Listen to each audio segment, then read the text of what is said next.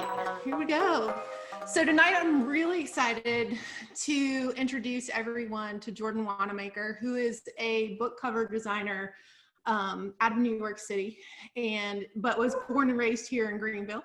So she has some Southern roots. And so the reason that we're having Jordan speak tonight is because this past year I received a grant from the College of Arts and Science Faculty Research Initiative.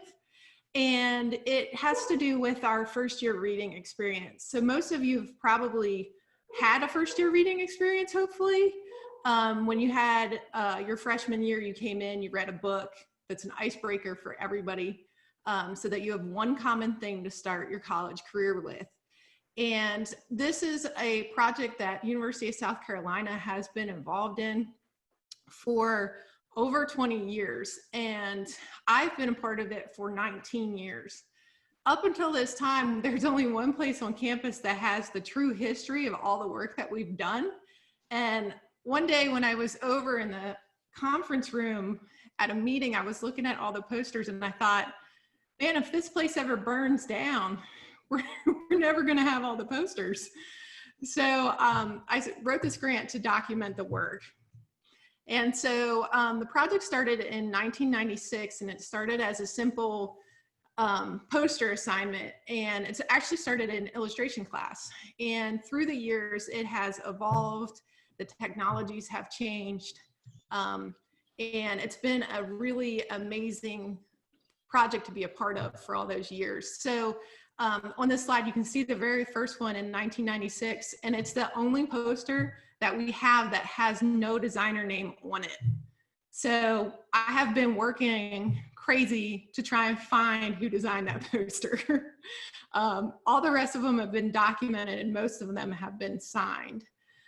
So for those of you that are thinking about our program or have joined our program, this is a project that you'll meet in the 300 level during your career here, and it's one that we are always super excited about. So it comes with a cash prize as well as a lot of production work, and it's just kind of one of those resume builders. So the things that's going to tie Jordan's lecture together with my project is the fact that in 2013, we not only were doing the posters, but the university started to contact the publishers, and our designs were adopted by the publishers to go out on all of the printed materials, including the books that the freshmen got. So we redesigned the covers for all of the books, and I can tell you I have all of the books now also, and our designs are 1,000 times better than most of the canned things that, you know, and a lot of them are very, you know, it's like catch-22. You know, it has a very specific look. It's a dated look. And so it's really interesting to see what happens when our students get a hold of these books. And so since 2013, we've had the covers of the books as well. So that's been a great and exciting part of this project for us. I mean, not too many students, I think, can come out of a design program and say, oh yeah, I designed a book cover, look at me, so awesome. So that's something to kind of look forward to. So tonight's lecturer is Jordan Wannemacher, and as I said, she is a book cover designer, and she grew up here in South Carolina, and she went to Savannah School of Art and Design, where she graduated with her BFA in graphic design and creative writing. And I think that that's probably really an important combination, I would imagine, for your creative juices, and I'm really excited to hear about that. So she has also designed for Rodale Books and Columbia University Press, and she's a contributor to Spine magazine. She's won several awards, including the AIGA 50 Books, 50 Covers Award. I assume that some of you probably know that award. And she won first place in the New York Book Show. So without further ado, we're going to turn it over to Jordan. Jordan, thank you so much for coming and being with us tonight. Hi, everyone. I'm so excited to be here. Thank you so much. I'm going to switch over and do my screen share now. Let's see if this, all right. We all good, Mina? Yeah. So thank you. Yes, like as she said, I am a native South Carolinian. So I'm so excited to be speaking to USC and also a Gamecock. So very important. So it's so exciting to be talking to you guys, especially for the program that you have, as I love the idea of everybody reading the same book as sort of an icebreaker. I think that's such a fun idea. And being able to have that firsthand experience to design your own book cover while in school, I'll get to that later why that's so important, but that is such crucial, experience and play to have in your portfolio. So I'm very excited to talk to you guys about that. So as she said, yes, I went to Savannah College of Art and Design. I have a BFA in graphic design and creative writing, which, yes, was definitely crucial to how I sort of picked this career path and sort of combining things that I like, because I was always sort of having trouble picking between the two and deciding which direction I was going to go in. My first job out of school was at Columbia University Press, where interestingly enough, I actually was working in the same department as another guy whose first job was Columbia University Press and was from Spartanburg, South Carolina. So it was sort of a fun little full circle. I was a senior designer at Rodale Books. And after that, I started my own book design studio about 2.5 years ago, and just studio Jordan Wannemacher. And it's, full service freelance business. I work for FSG, Penguin Random House, Rizzoli, HarperCollins, a lot of the big five. But I also specialize in a lot of nonfiction. So I do a lot of university presses and work for indie publishers and just sort of a variety of work. So I'm going to start tonight with sort of giving you a little window into my path and how I got into book publishing, because it is such a niche specific thing. I feel like a lot of people ask me that all the time. How did you get into this? How is this something that you decided to do? And some of it may be perfectly relevant for you if you want to become a book designer. Some of it might not. It's just general advice and sort of how to refine your portfolio in school and start thinking practically about the kinds of jobs you want and how to sort of make your portfolio fit that path. And then after that, I'll give you guys a little bit of background on how, a little behind the scenes of how a book gets made and the book design process, and a couple horror stories, because those are always fun to talk about. So, everything that worked for me might work differently for everybody else. This is all just sort of my path and my journey. Everybody's is different. So just a little disclaimer, but I hope that some of this wisdom can be useful to you guys.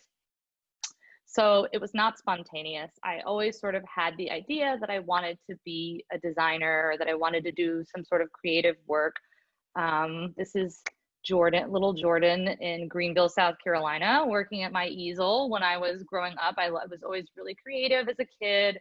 I loved drawing and painting and took lots of art classes in high school and knew that was something I wanted to do. And I always really, really loved to read. It was always sort of my escape. I had a bunch of siblings, I had a big family. So it was sort of my thing that I would go do to sit and have some time to myself. And it's funny, when I talk to other book designers, we all discover that one thing we all have in common is that we were all people who read at the lunch table at school. So that's sort of where I'm at as far as how much I've loved reading and how that's always been such a part of my life.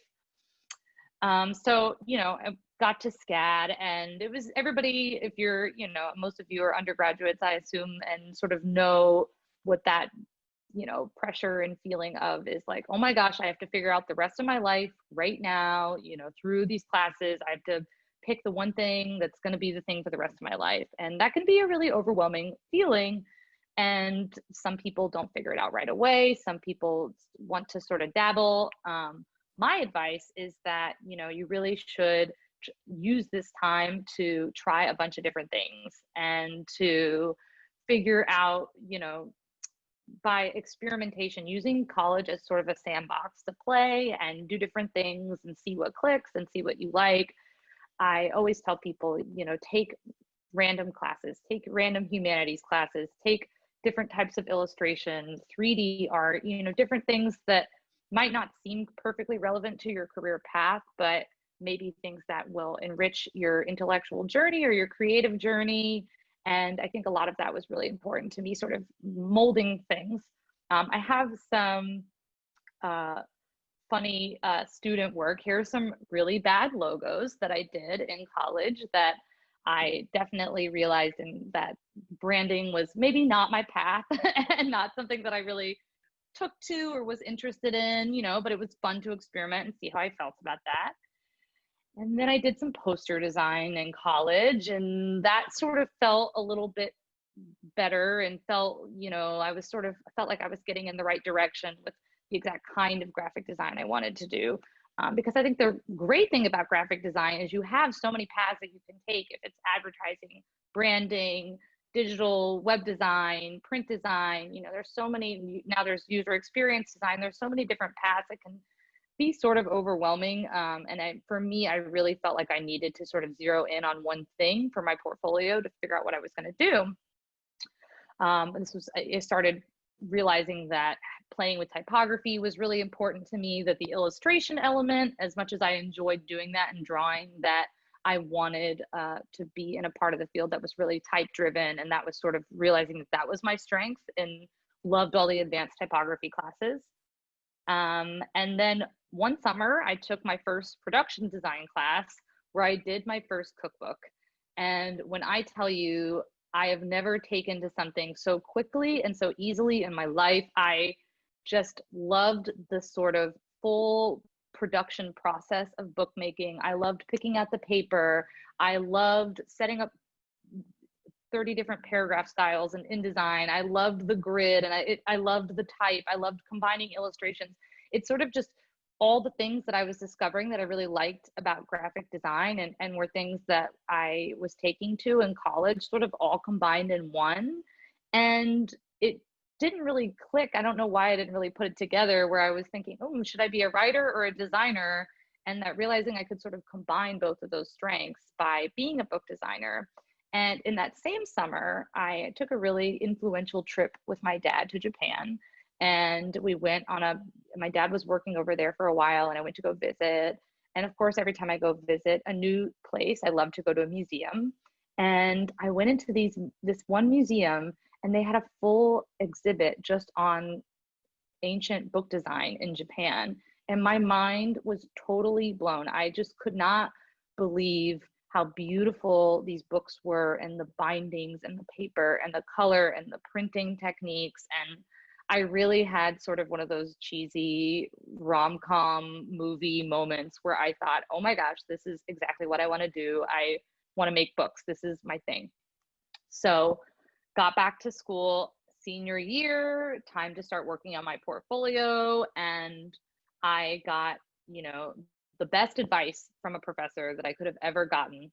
And he told me to make work for the kind of job you want whenever you're putting together your portfolio. He was like, think about what that is and what you want. And if you are, you know, determined to do one thing, I want you to shape your final year of school with, you know, making work for the kind of job you want.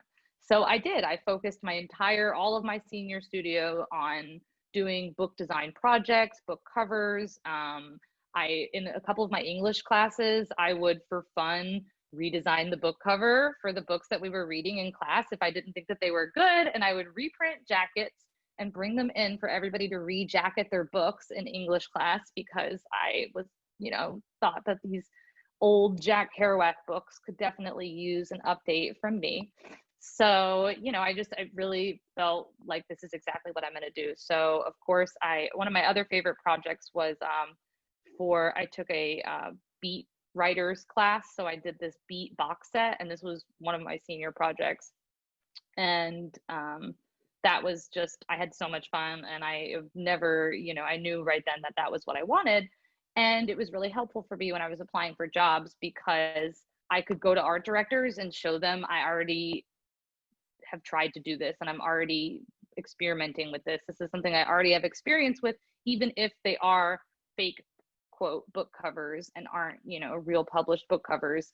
That having that full portfolio of all these different book jackets that I'd redesigned from classic novels or things that everybody had read was definitely what got my foot in the door, and showing them that I could already do that. So that was really helpful. You know, whenever you're doing, I didn't know as much about this whenever I graduated, because it wasn't as much of a thing, but I definitely recommend for new designers trying to get out there that you really have to not feel shy, really putting yourself out there and talking to people, reaching out to people, utilizing social media, and finding all these tools. It just amazes me how interconnected designers and illustrators and artists all are online now.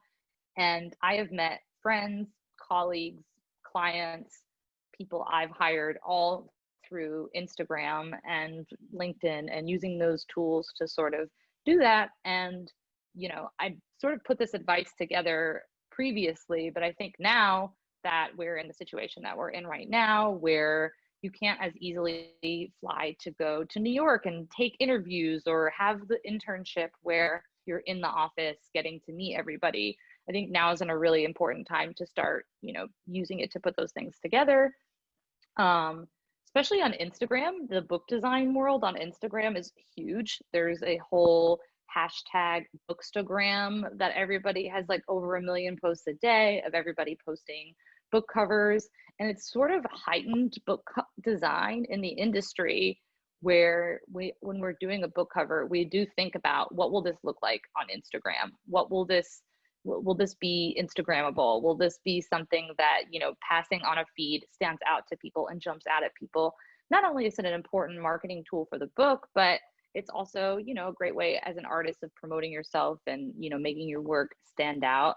You guys are on Instagram. I'm a part of a really big community of female book designers called She Designs Books, which they're, at She Designs Books on Instagram. And that's another really great, resource to discover other people, or to get the names of people in the industry, to reach out to them and get to know them and connect with them and start showing your work with them.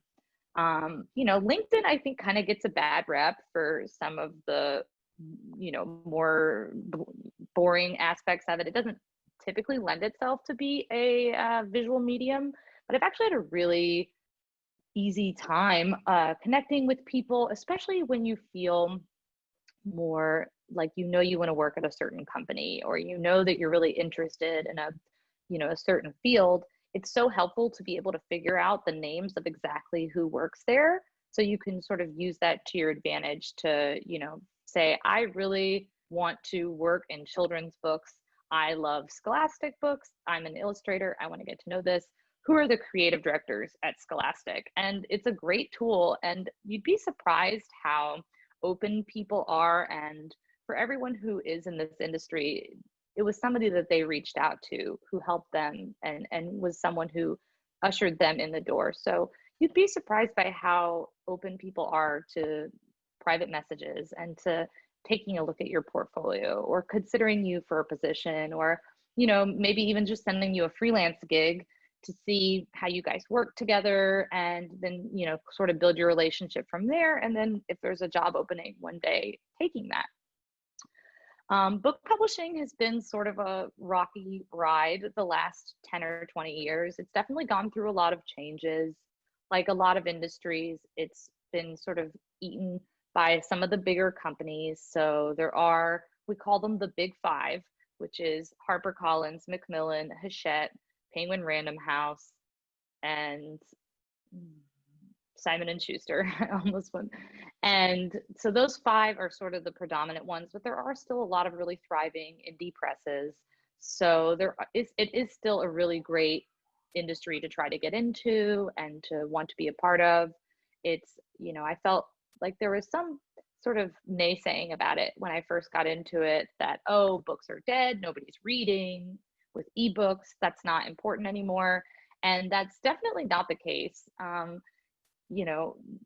Not only are independent bookstores doing really well, I mean, these headlines are pre-pandemic, but independent bookstores are opening up at higher rates than they were before.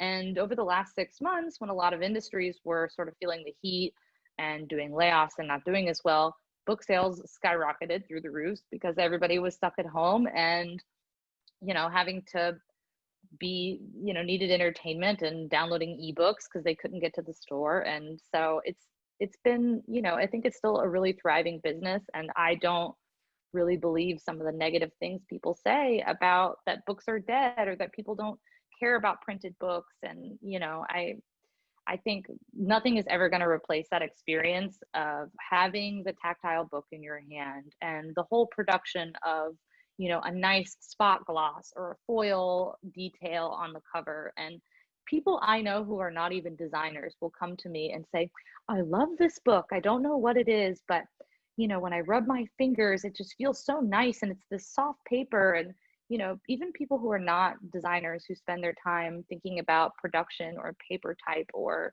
laminations all the time, really notice those things. So personally, I don't think it's going anywhere, but it is changing. And like a lot of, you know, different industries, it is something that as it changes, you have to learn to be sort of flexible and adapt.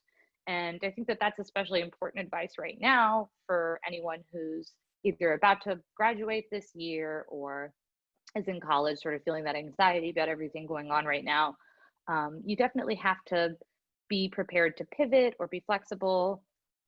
Personally, I was one of those people where when I graduated, I got a job within 6 weeks of graduation, moved straight to New York.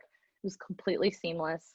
Had this great first job, worked there for 6 years, got so much experience, and was really, you know, winning awards left and right, and sort of just flying high in my career, and did not hit any speed bumps until I left that job and went to go work for Rodale Books, Rodale was a big magazine publisher. They published Runner's World, Women's Health.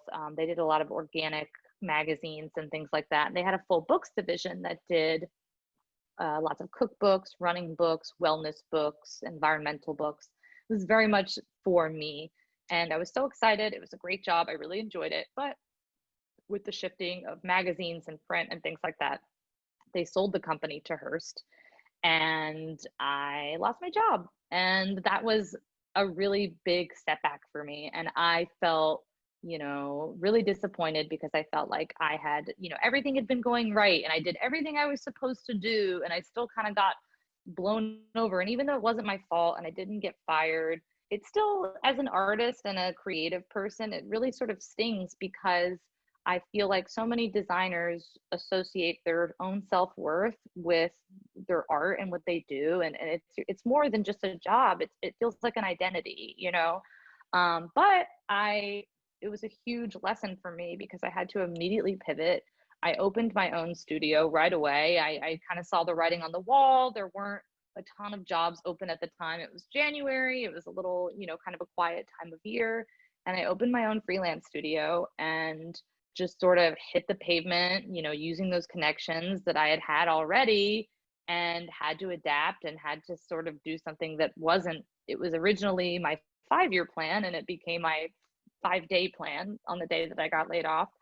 And, you know, I've been doing that ever since. And it was one of the best things that's ever happened to me. And that ability to really quickly adapt to this new role and this new position was, you know, one of the best things for my career. And now I really enjoy freelance, because I get to work on a wide variety of projects. I get to do cookbooks, I get to do novels, I get to do nonfiction. I've done a few children's books, you know, so it really kind of keeps things interesting. I really like making my own schedule, but you know, it was definitely sort of a lesson to me that I've been sharing with a lot of recent grads who've been coming to me asking for help, because when the world shifts like it has this year, and when things come at you this fast, it's so important to sort of just feel your feet on the ground, stabilize yourself, and you know, look to the next thing and figure out what you're going to do and how you're going to make it work. And you know, I know a lot of people who've been in this industry for a really long time, and no 5 years were the same. And that's just, you know, sort of how it's been. So even when you hear the negative things, or you feel concerned about what's going on in the economy or the world, you know, just know that if you have this vision and you have that focus, that, you know, if you just kind of stay grounded and keep moving and don't stop, then you can really, you know, end up in a really good place, and you never know. So I will share some work that I've been doing since I started my freelance business. I have some start with cover designs.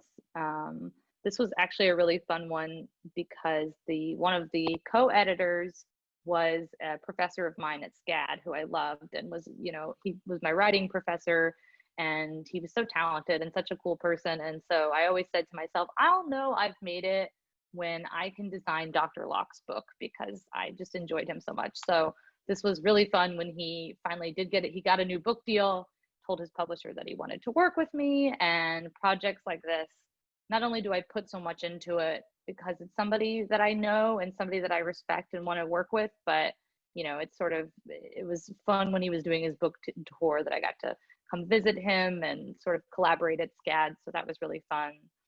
This was my AIGA 50 Books, 50 Covers winner.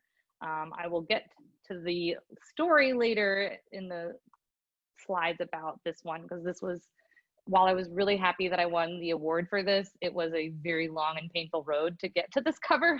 So it was, I was well rewarded, but you know, it's, the backstory is a little crazy.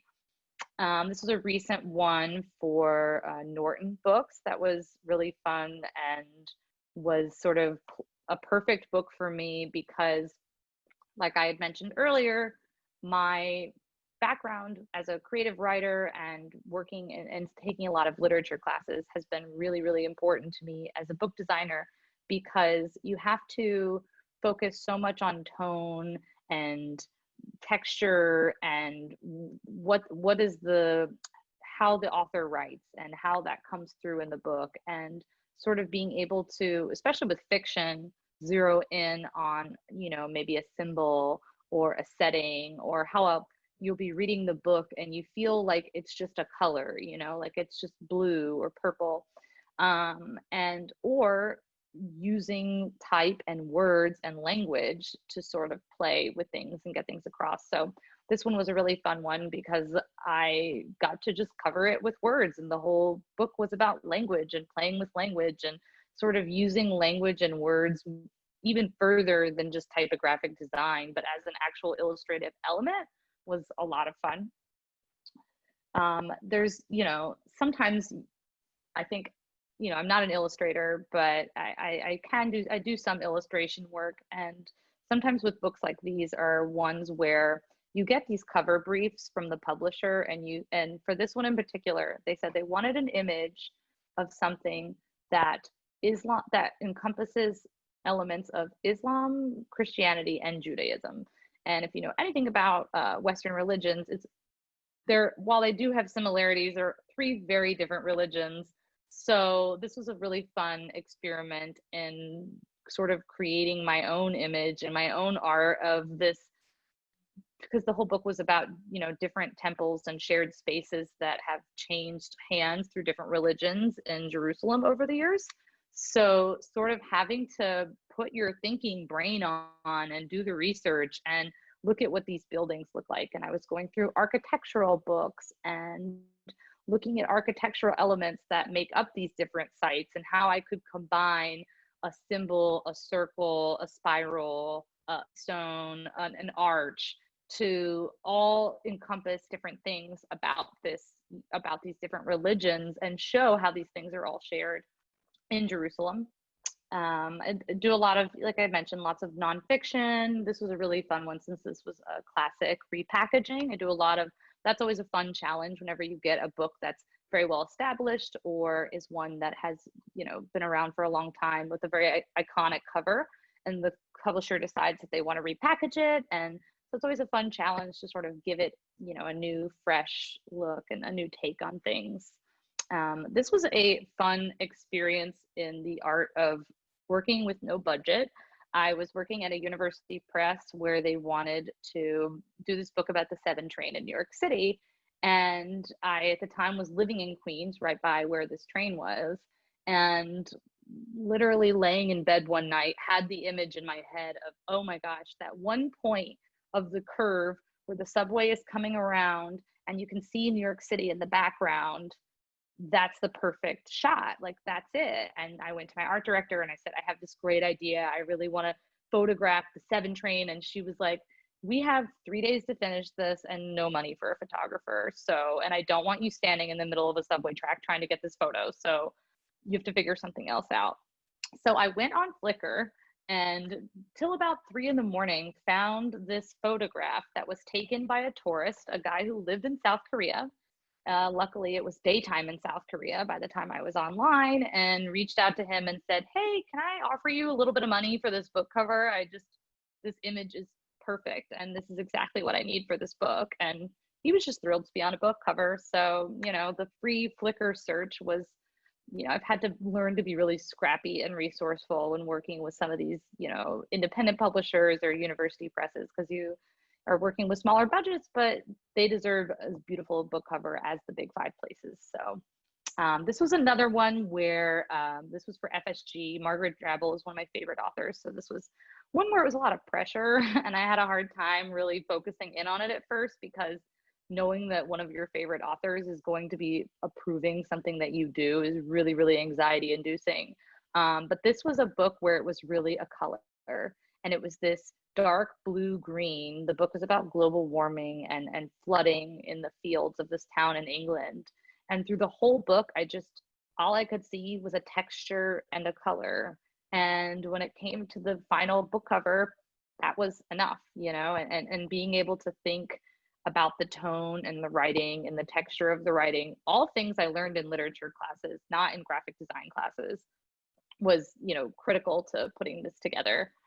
And this was another fun one where I was working with another illustrator who did this sort of psychedelic Jesus fish pattern for me. And it was, you know, that's one of the fun things about whenever you're working with illustrators, and I really appreciate that part about being a book designer, is that I get to work with photographers, I get to work with illustrators, I get to hire people to do hand lettering, I get to, you know, do all of the above to sort of work with all these different creatives to even put together something as crazy as a Black Sabbath-esque cover with a psychedelic Jesus fish. And somebody goes, sure, okay. And, you know, the result is something that totally works. And so those are the relationships and times that I really like.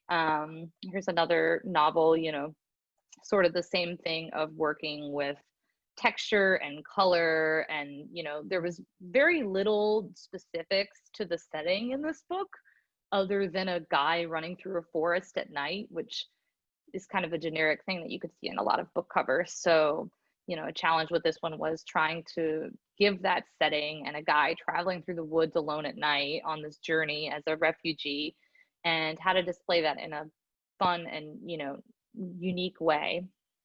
I also do a lot of interior design, which is a different part of the brain. And I always say that I have to do my interior design and my cover design on different days, because cover design is a very conceptual, creative way of thinking, and interior design is where my type A sort of left brain comes into play, because it's so much more technical and you're sort of thinking about things in a totally different way. But I really, really appreciate it. This was my first place New York Book Show.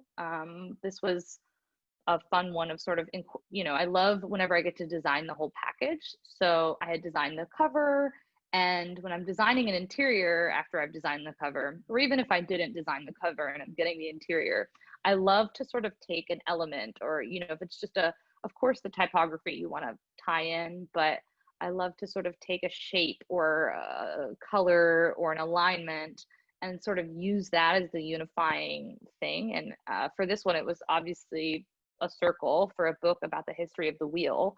So I sort of used that and incorporated that as I went along into the interior, all the way down to my favorite, which is the running feet at the very bottom, if you'll see, holding the page numbers and, you know, using this as an element to sort of tie things together throughout the book.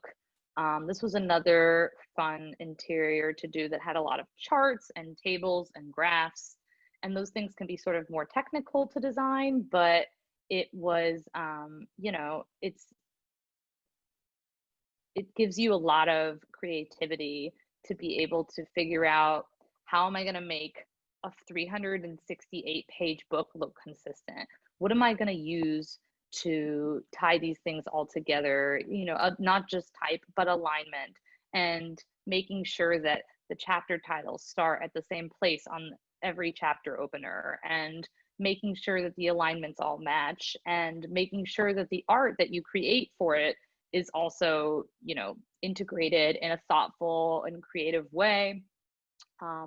This was a recent project, which I said I knew I would have made it when I did a professor's book, but doing Oprah's book was kind of awesome and one of the best experiences I've ever had as a designer, where I got to do the cover and the interior. This came out last year and was sort of like a coffee table style book, which was not at the time something I did, but because of this book has now opened up doors for this to be more of a type of work that I do, which is really nice. And working with photographers all over the place to, you know, build out this book that is mostly image based and photography based, but still making it look elegant and still also pleasing the biggest person in your life who you came home and watched after school every day at 4 o'clock when you were growing up. So it was a really wild experience and really, really exciting. And it's something I'm so proud of. And I keep on display on top of my bookshelf still to this day, because it was just, I was so happy with how it turned out. I do some other work, you know, I stick with book design, but if there's something close to my heart or something that I want to work on, I do a lot of work in my town with the literature festival and the film festival. So, you know, this was a cover of the catalog that I designed for them, and it was, you know, pro bono, but something really important to me. It was a literary festival, and all the proceeds were going to helping enhance literacy among lower income populations in our town. So that was really important to me. I just rebranded. My best friend has a boutique in Brooklyn, and so and Brooklyn, Montclair, and Long Beach Island. I have to get that right, all three. So I just rebranded her boutique for all of her packaging and her logo and things like that. And it was something that I wanted to do and wanted to be a part of. And I love her store and her style. So, you know, I do take other projects.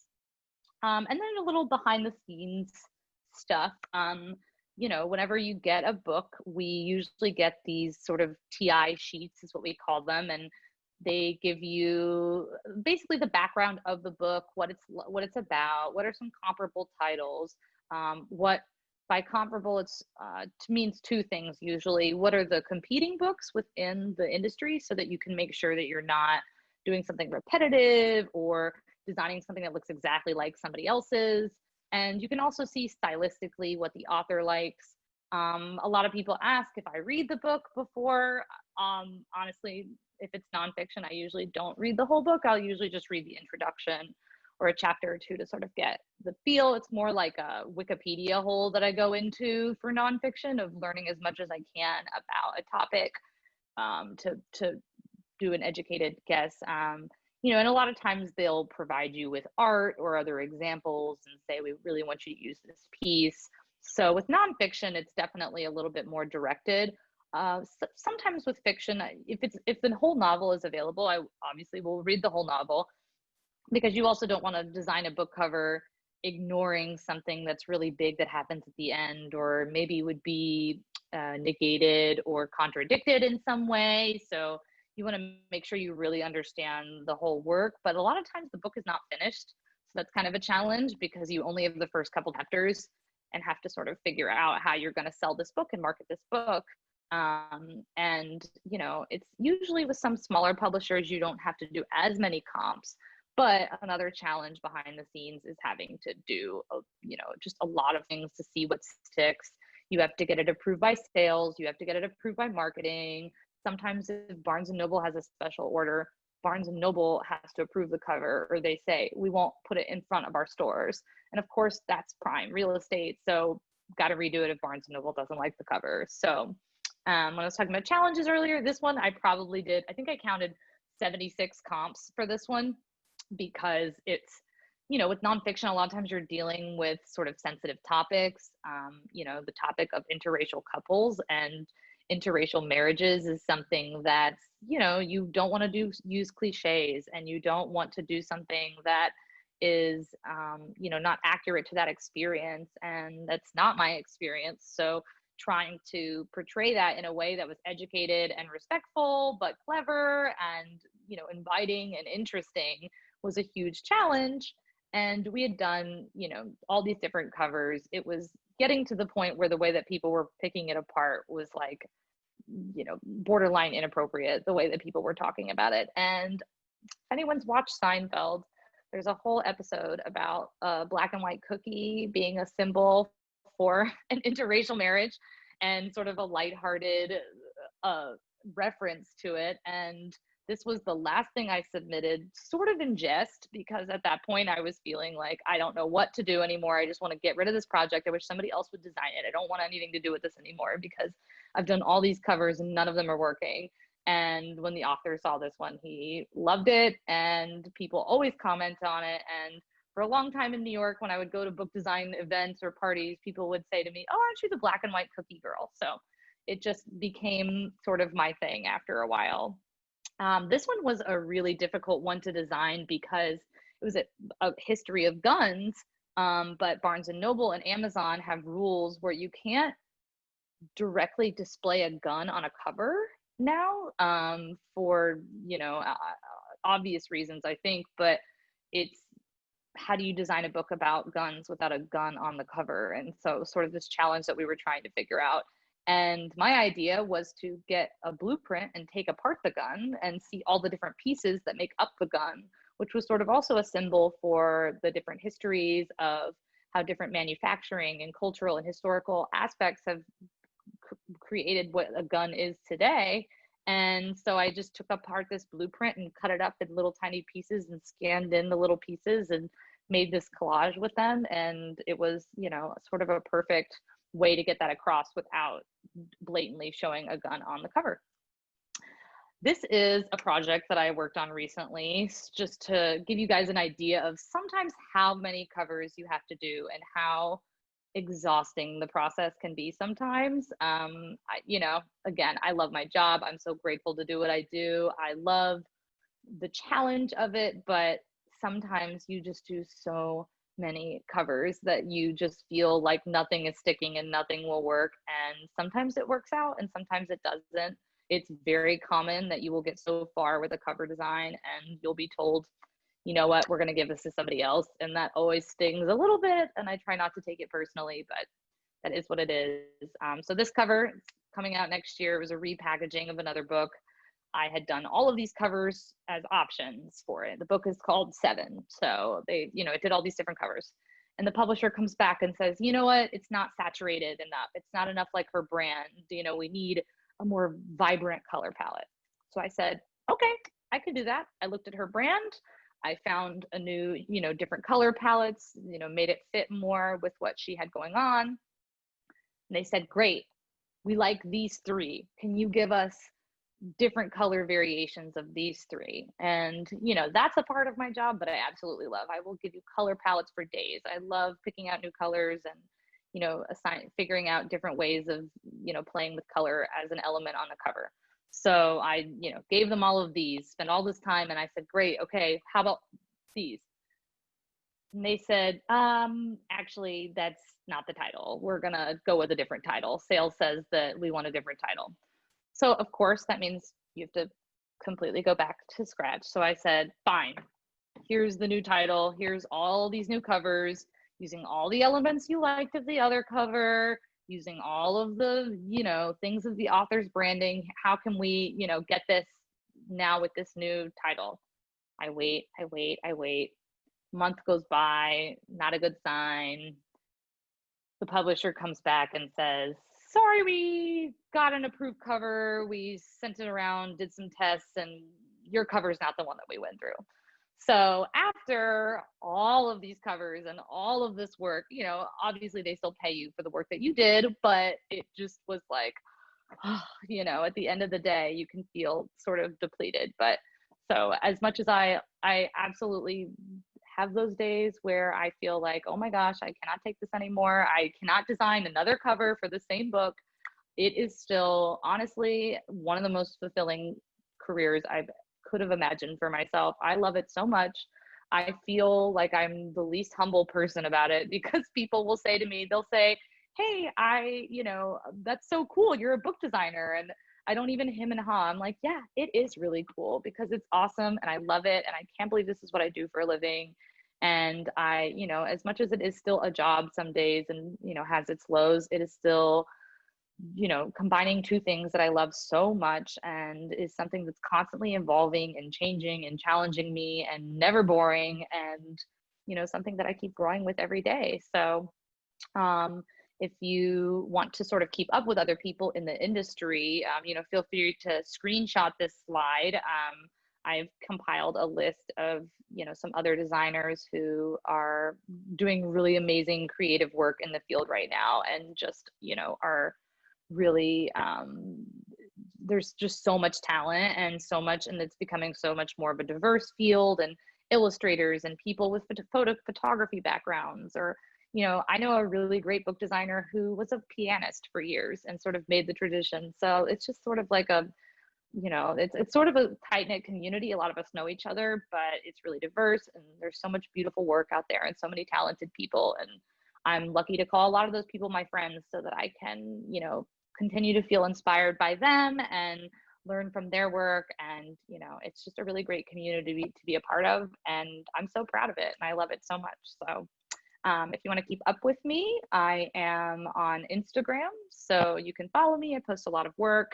I share a lot of process stuff on there. It's pretty much like a strictly book design account with, you know, some personal things. But yeah, I really, you know, I like to sort of post a lot there, and I use it as sort of my portfolio, and just as a way to connect with other designers and artists, and, you know, find inspiration and discover illustrators. So I'm on there a lot, and you'll find me on there. So if we want to open it up, if anybody has any questions, I'm happy to answer. Awesome, Jordan. I think that if you were standing in auditorium, you'd be getting a lot of applause right now. Thank you. Thank you so much. So I did get a whole bunch of questions in the chat. Okay. And so I'm going to just start asking some of them to you. So Elliot was interested to know, these are all really good questions. Okay. So you're really going to like this. Elliot was interested in knowing about developing a portfolio, like how important is a portfolio, and what do you recommend that students be thinking to put in their portfolios? Like even rough sketches, process work, is it only work you're proud of, or a particular quality or quantity? Like what are your thoughts about that? I definitely think quality over quantity is good. Usually if I'm going into an interview, or I'm, you know, pitching to a publisher or an art director, I try to stick with like 10 max. Because I think, especially with people's attention spans, you know, it's usually, and it's also the pacing is really important. I try to keep, you know, the first 3 to 4 pieces to be like my knockout pieces, like the pieces that I'm really proud of and that I really love and that I think are really, really good. And then the middle of the portfolio, I try to keep it to pieces that show maybe my range. So if I'm putting together a book design portfolio, you know, my first ones are going to be, you know, famous novelist, Oprah, you know, cover that I worked really hard on and loved and got a lot of compliments on. And then towards the middle, I'll add in, you know, a business book or a children's book, and you know, things that might not be the most, you know, knock your socks off design work that I have, but are things that show my range. And then, you know, I try to end with, you know, another 1 or 2 like really, really good ones that I'm really, really proud of. So I try to balance it and look at the pacing of how I'm showing it.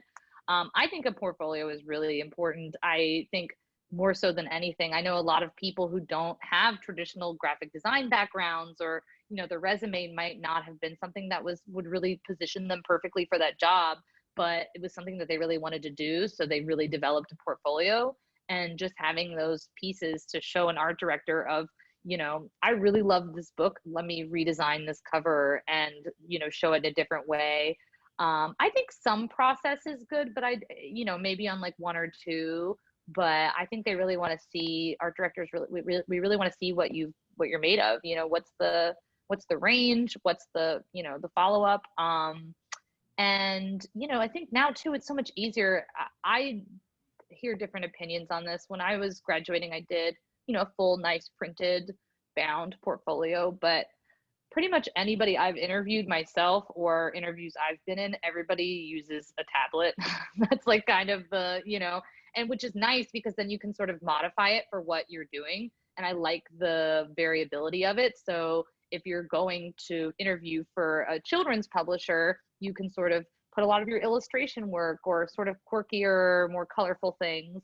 But if you are going to go interview for a job where you're going to be mostly working on business books or nonfiction, you can show really strong type-driven work and sort of modify it. I don't think anyone should have just one portfolio. I mean, obviously for your website, you'll pick, 10 to 12, like, really strong pieces for your online presence or more, some people do. But I think when you're going into a specific job interview, I would not do any more than 10 and, really tailor it. Do your research. Like, what is this company? What kind of work do they do? What does their style look like? Show how you can sort of fit into that or how you can sort of make yourself available to that. So. Great answer. And I know that our faculty on this call are all like, yes, exactly those things. Yes, what she's saying. Are you all hearing it? Yeah. So I'm the next question that I have, I'm actually going to combine a couple of questions. So Tori and Mitchell both had questions that sort of led into each other. So I'm actually going to sort of paraphrase while I'm reading these questions. Okay.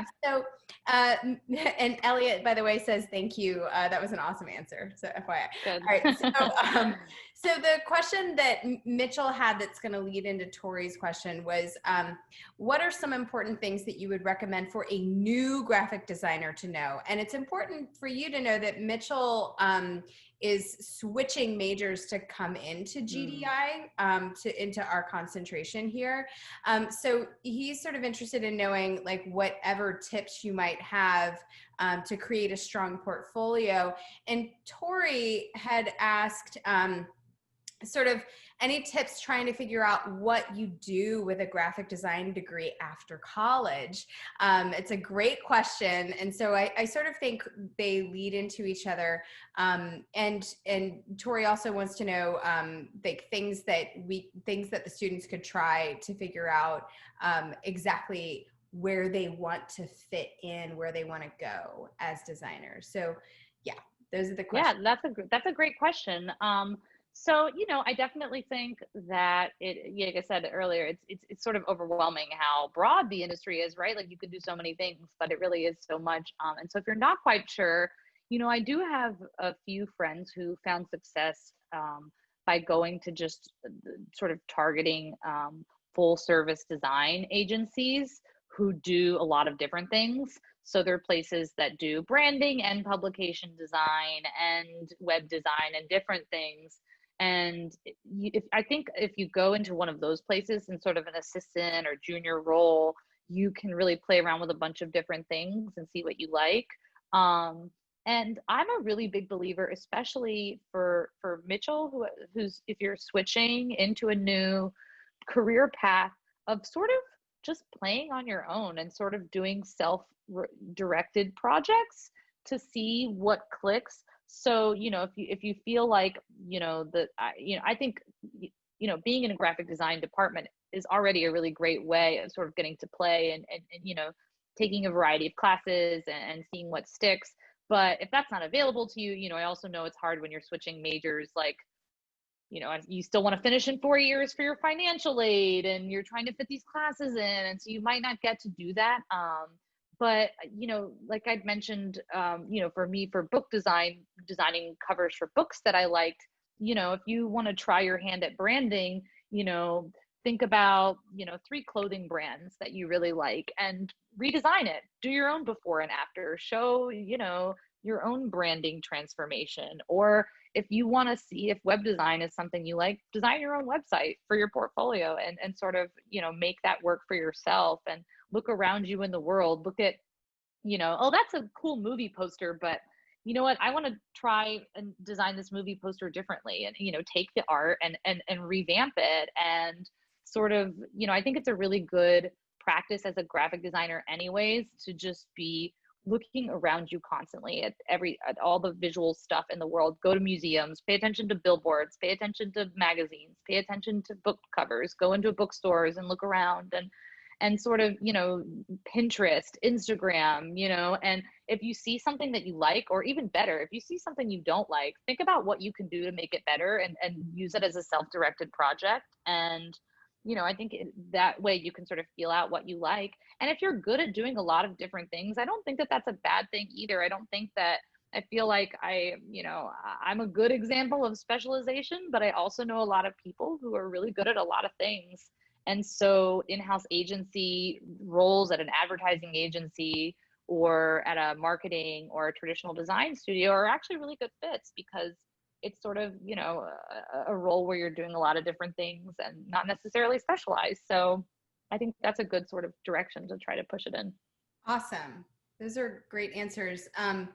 I want to also do another piggybacking with two questions from Nancy and Jensen. And because you started talking about clients and agency life, you know, versus in-house life and all of that, Nancy wonders, when working with a client, what are the best practices for sustaining effective communication to keep a project going? So that is one awesome question. Yeah. Two, Jensen asks about, if you can remember, like, how long do clients generally give you to work on a cover? And if you can remember, like, what's the longest and shortest project you've worked on? So usually, to start on the last question, usually it's about 2 to 3 weeks is about the time you get for first comps. And I usually, it depends on how much they're paying. If it's a smaller publisher who doesn't pay as much, I'll give them like 3 or 4 options, 3 unique options. If it's a big publisher who's paying a lot and they have a lot of people to please, I try to give them more of a range, because like, I kind of feel like in those instances, the more I throw at the wall, the more likely something's going to stick. So those will be, you know, maybe anywhere from 7 to 10 comps. You know, some of them are unique, some of them are just variations, you know, the same design but with a different typeface or something like that. But it's usually about 2 to 3 weeks, sometimes shorter. When I was in-house was when it was a lot more crash projects, where it would be like, this book just came in, you know, our deadline for sales conference is next week to get these books into the catalog to go out to booksellers. You know, we need to cover in a week. And so that's when usually when you're in-house, you have to deal with more of those crash projects, because they can make you work overtime. And when you're freelance, they don't have as much control, you know, so you usually freelance, it's a little bit more generous. And you know, if they push it and they want a week, you know, I charge them. I have a different fee if you want it done faster. So I think that's really important too, whenever you're on the communication end too, working with clients, of like really knowing your worth and being really clear about money. It's an awkward conversation to be having, but I think that's a really big part of the communication with clients is, you know, here's the expectations. This is your budget. This is what you're going to get. You're going to get this many comps. You're going to get this many rounds of revisions. Anything after that is out of scope. I would love to say I knew that from the beginning, but a lot of that is just learning through trial and error of a lot of bad experiences of not advocating for myself, or sort of getting in a situation where I wasn't, you know, I was sort of not being taken advantage of. That's a little negative way to put it, but you know, it's everyone's just trying to like get a result. You know, you both have the same goal, right? You want a good finished product that's going to look good and sell and, you know, please the client. And so, you know, you're all on the same page. And I think that's a really important thing in the communication to remember too, is like, okay, we have the same goal. I think it's also easy with email to read negatively into communication, where it's like, oh no, I think they're upset. I think that they don't like this, or they didn't answer. Does that mean they didn't, you know, but, you know, I try to just set rules where it's like, if I haven't heard back from them in more than 3 or 4 days, then I'll send a follow-up email and try to really stay on top of it, because it is important to kind of keep it moving. And sometimes they do need those reminders too. As someone who worked in-house and hired freelancers myself, sometimes things just kind of slip in the back and the freelancer reaches out and is like, hey, did you get an answer on that cover? And I'm like, oh crap, no, I haven't. I need to reach out to the editor. I haven't gotten an answer yet. And I need to, you know, so it's sort of becomes a symbiotic relationship that way.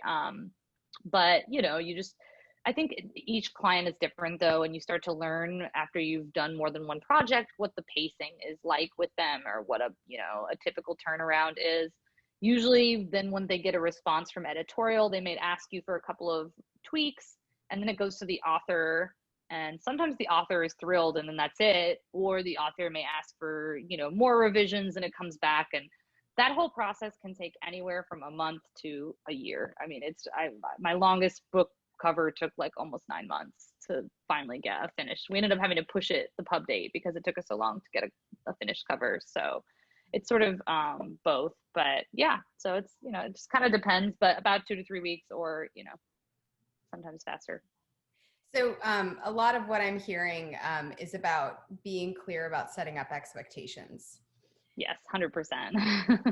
Yeah, and I think you actually also answered Madison's question about what your typical workflow is like, because you just sort of went through all of the steps almost in waterfall procedures. Yeah.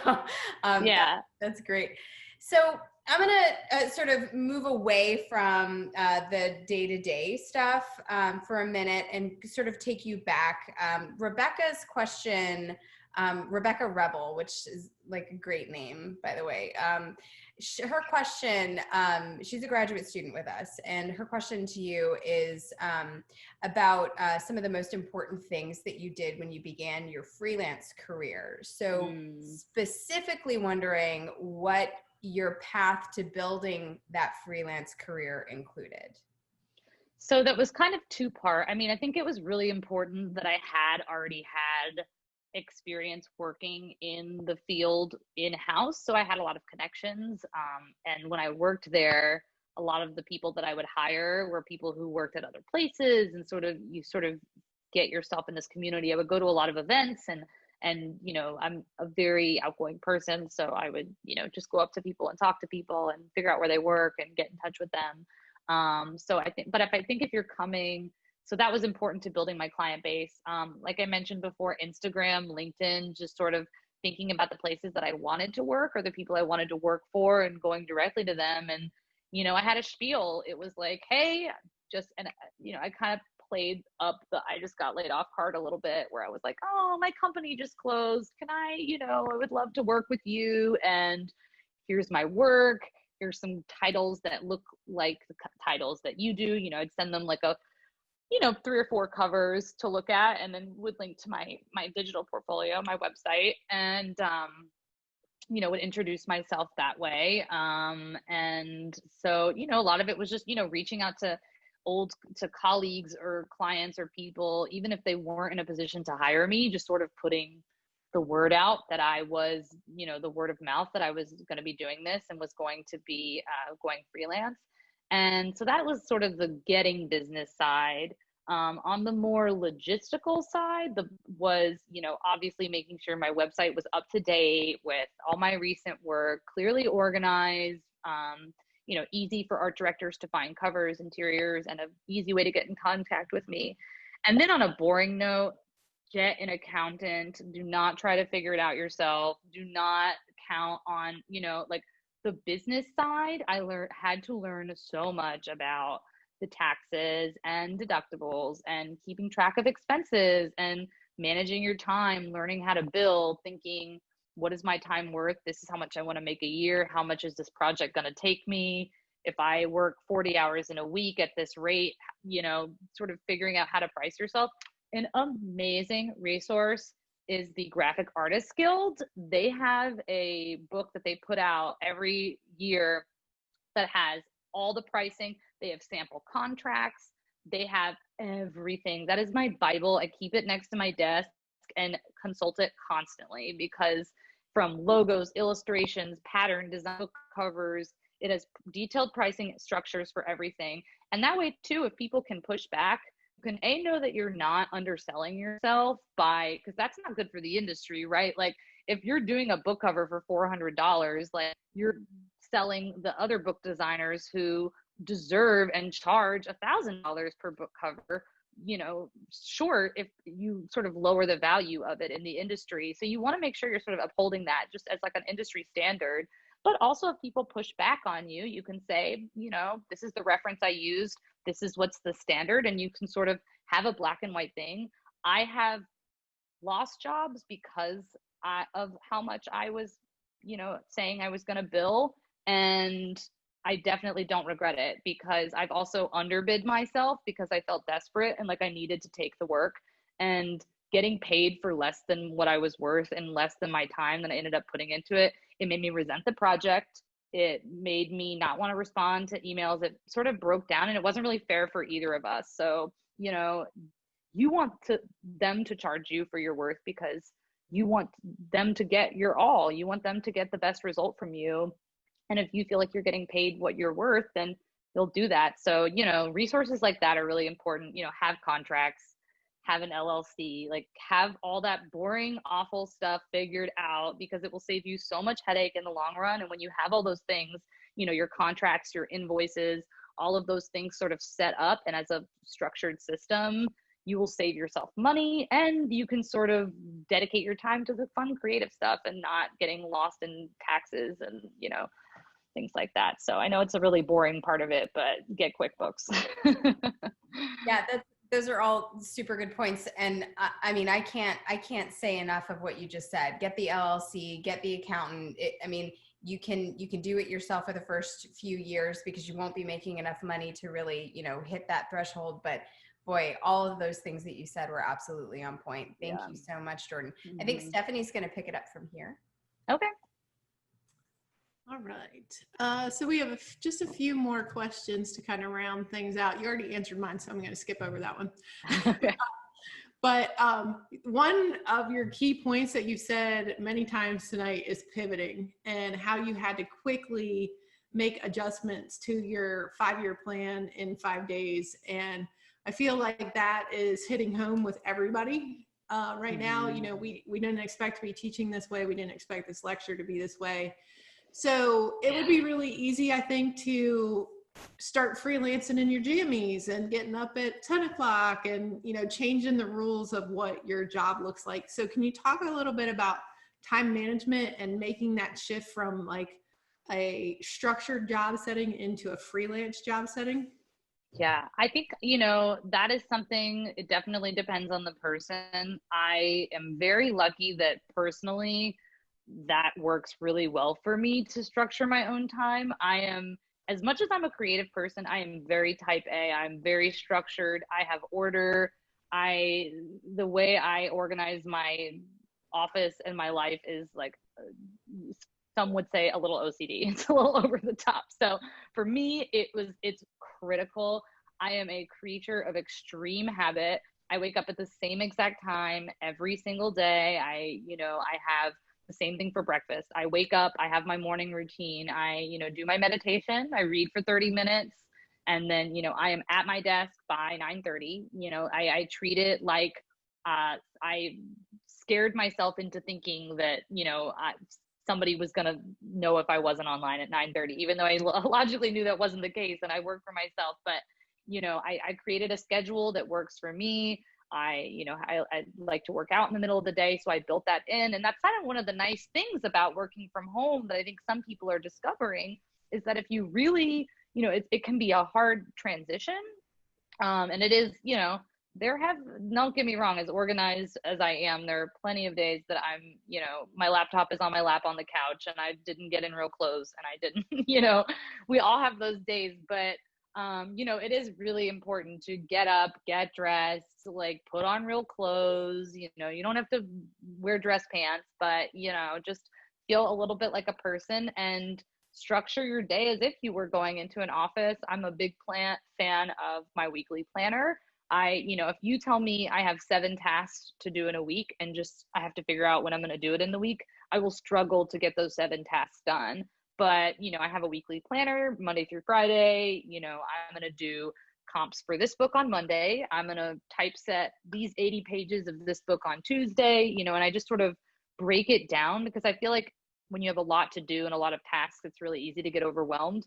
So I try to like make everything really, really granular and really, really small and break the task down into little things.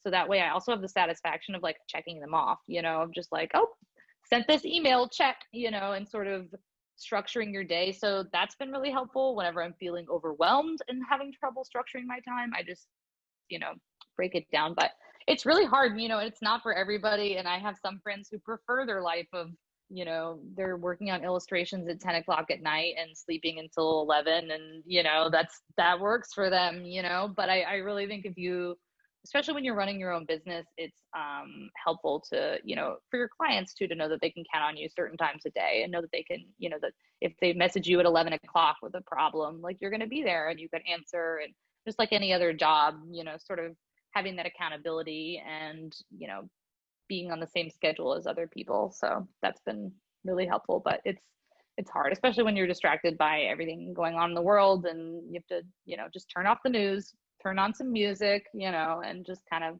dive in. Great. Okay, Britton asked a little bit about how you work. So are you using like Photoshop, Illustrator? How much are you sketching? You know, pen and paper kind of thing. And have you ever worked on a comic? No, I haven't actually. The closest thing I've done was, I have a friend who's a cartoonist for the New Yorker, and I worked with him on some of his comics, but it was more like conceptual. Like, I was coming up with copy and things like that. So that was fun and something that I definitely want to do more of. But and we did a fun project where we did fake book covers as part of a comic for like a joke in the New Yorker. So that was, you know, I've done like little things like that, but not but I mostly work like 99% of the time in InDesign. I love InDesign. That is like my favorite software. I think it is so incredible, and I know it really well. So it's because I've gotten to know it so well and work so well within it. It's my preference. But of course I use Photoshop for, you know, editing images or checking resolution or sort of some manipulation, but I don't do any type stuff in there. You know, editing certain things in Illustrator, but it's really like Photoshop and Illustrator are sort of like, I just use them as a supplement to whatever I'm doing in InDesign. But my comps, and when you lay out a full jacket mechanical, you know, that's all InDesign.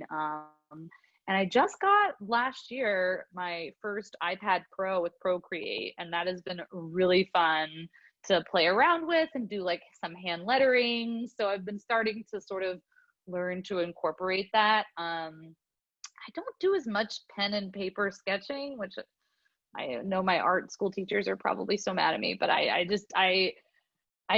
you know, it's more in my head and it's more thinking in lists. Like, I write a lot of lists. Like, I do a lot of like, I think that's maybe my creative writing background, that when I'm brainstorming for a cover, instead of drawing or sketching, I do like word associations, or I make lists of like all the images I think of when I think of this topic, or, you know, sort of, it's much more writing before I get on the computer than it is actual sketching, especially with book covers, when a lot of times you're sort of given the images that they want you to work with. You know, the author has like a specific artist they want you to use, or, you know, a specific photograph that they want on the cover. So it's, you know, the faster I can get it with type and start playing, then the faster I can sort of start seeing what the shape is going to be. So Excellent, excellent. Okay, so we're going to wrap it up. We have one final question, and that is, do you have any tips for the best places or ways to look for internships or jobs?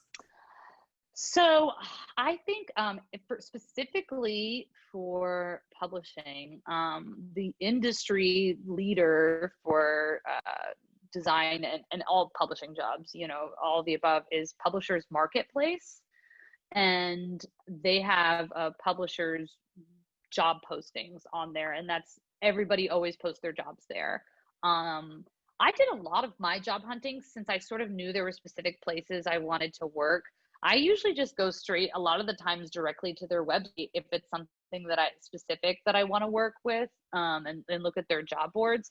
Media Bistro was really helpful when I was job hunting, for looking at, you know, they have magazines, design firms, and you know, publishers, traditional publishers, everything like media design type jobs, and they had writing jobs and things like that. So that was helpful. And LinkedIn, you know, that's been they've gotten really good about their algorithm of how it took me forever to make it know that interior design on books means that I don't design interiors of houses. So for a while, the algorithm was not something useful for me, but now it's sort of the way that they've worked it, it's gotten a lot better. And the other thing that I like about LinkedIn for Jobs is the fact that you can not only see the job posting, but see if you know anybody who works there, or if you have any connections to that place. That's always, you know, because sometimes these places, hundreds of people submit these digital applications. Sometimes you really do have to see, oh, you know, the guy who was in my typography class works there now. And even though he might not be somebody you were good friends with, it's always helpful to just reach out and say, hey, you know, I saw this posting at your company. I'm, you know, would really be interested.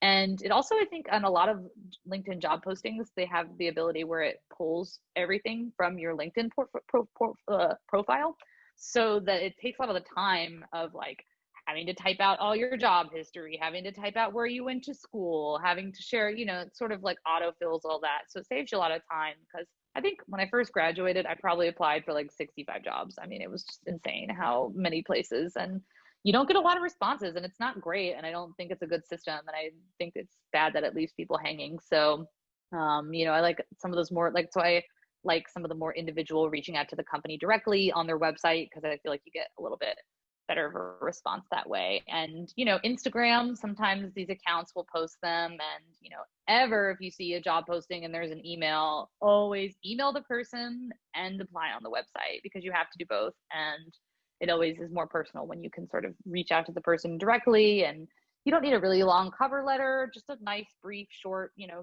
2-paragraph email about why you want to work there, you know, so. Great. So I think that we were able to answer everybody's questions, and I just want to take a second to thank the College of Arts and Science again for funding us, and to my colleagues for GD+I that helped. Mina ran everything behind the scenes tonight, and it was pretty flawless, and the students for all coming tonight, but mostly Jordan, thank you so much for your time, for agreeing to meet with us, for sticking with us through the pandemic and virtual versus you. I know. And I think it was like the week of lockdown that I was supposed to be there too. You and I were both watching the news back and forth, and I was like, really just opened my email to email you and say, I don't think it's going to happen, that I had a message in my inbox that said, your university just closed. And I was like, how did she know that already? Yeah, I know. Well, I'm glad we got to make it work. It was so fun. I'm so grateful, and thank you guys so much for having me. And yeah, if anybody has any other questions, or, you know, my DMs are open on Instagram. If anybody, you know, thinks of something later on that you didn't get to ask tonight, I'm always happy to talk to, you know, recent grads or people in school. And, you know, a lot of people mentored me and helped me and gave me advice along the way. So I'm happy to pay that forward. So I'm always open. Awesome. All right. Thank you all so much.